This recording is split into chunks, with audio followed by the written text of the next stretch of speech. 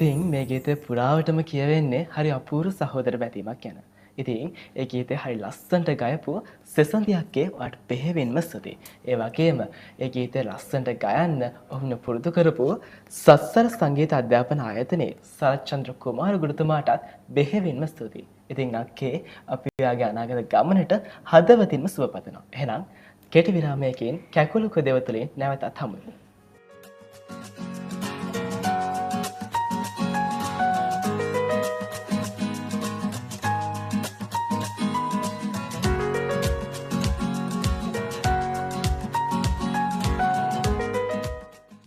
විරාමයෙන් අනතුරුව නැවතත් ඔබ එක්ව සිටින්නේ දස්කම් විස්කම් වලට බිහිදොර කැකුළු කොදෙවත් සමගයි. ඉතින් තවත් දස්කම් විස්කම් වලින් සපිරි ගායන හැකියාවෙන් යුත් පුංචි පොඩිත් එක් අද අපේ මැදිරියට එකතු වෙලා ඉන්නවා. ඉතින් මල්ලි ආයිබෝවන් කියලා පිළිගන්න අපේ මැදිරියට. අයිබෝන්.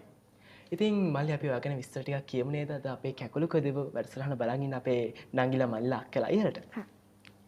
මගේ නම සෙහන්තිමත් පෙරේරා. මම මගේ ඉස්කෝලේ රාජකීය විද්‍යාලය මගේ වයස අවුරුදු 12යි. ඉතින් සෙහඳු